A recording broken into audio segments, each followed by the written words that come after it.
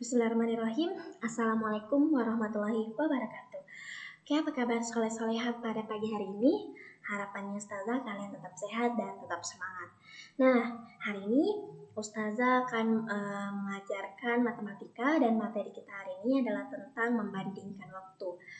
Waktu semester 1 kita sudah belajar bagaimana cara menghitung perubahan waktu dari menit ke detik, dari detik ke menit, dari menit ke jam. Nah, sekarang kita akan belajar membandingkan waktu. Manakah waktu yang lebih lama dan lebih singkat?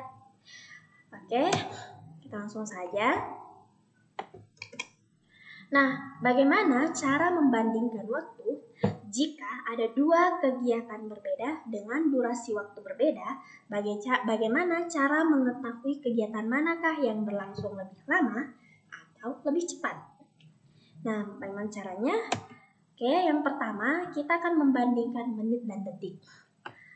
Contoh soalnya, yang pertama, Ali makan selama 10 menit dan minum selama 60 detik. Manakah yang lebih lama?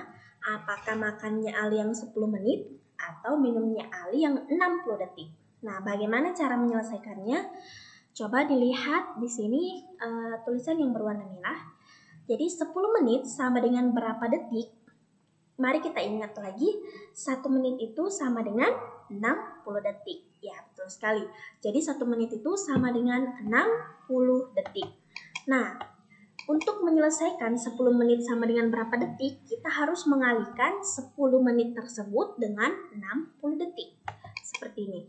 10 menit, 10 dikali 60. Tentu hasilnya adalah 600. Maka 10 menit itu sama nilainya dengan 600 detik. Nah, sedangkan durasi minum Ali hanya 60 detik. Berarti durasi makan Ali lebih lama karena durasi makan Ali itu berlangsung selama 600 detik. Sedangkan minumnya hanya 60 detik.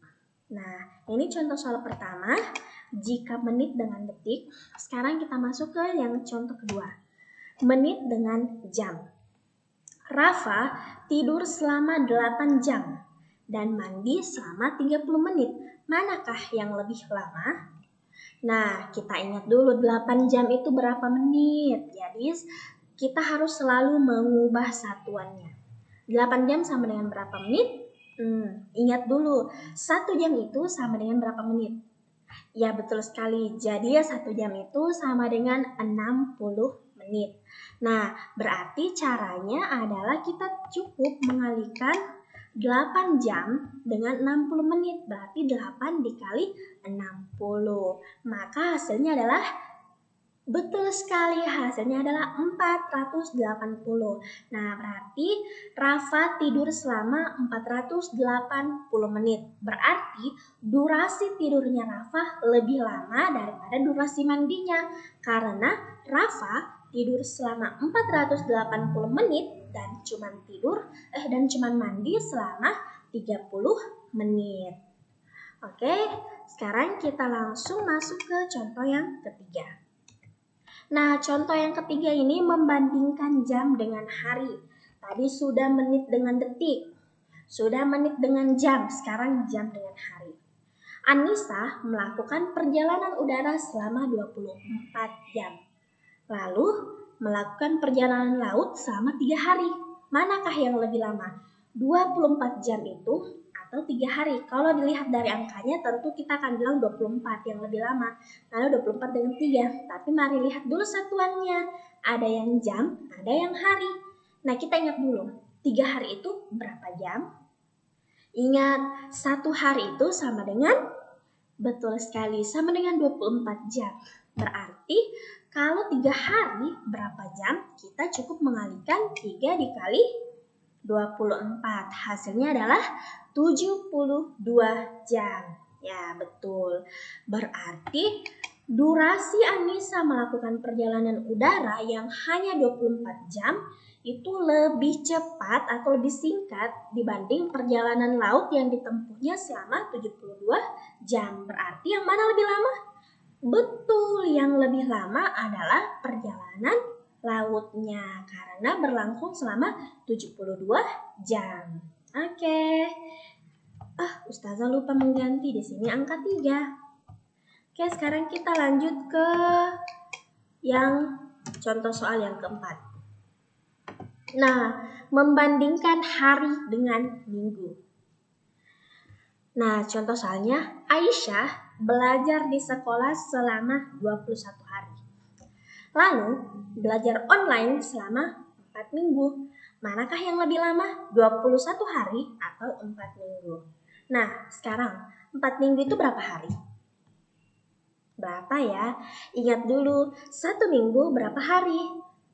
1 minggu sama dengan? Iya, betul sekali. 1 minggu sama dengan 7 hari. Berarti 4 minggu untuk menghasilkan berapa hari kita cukup mengalikan 4 dikali 7. Dan hasilnya adalah 28. Berarti 4 minggu sama dengan 28 hari. Nah, berarti yang mana lebih lama? Yang lebih lama adalah durasi belajar online-nya. Karena durasi Aisyah belajar di sekolah hanya 21 hari. Sedangkan belajar online-nya berlangsung selama 28 hari. Nah, berarti ada perbedaan 7 hari. Oke, kita akan lanjut ke contoh yang terakhir. Contoh yang kelima. Ustazah ubah dulu. Nah, ini yang kelima. Membandingkan minggu dan bulan. Tadi sudah dari yang terkecil ke yang terbesar. Sekarang minggu dan bulan.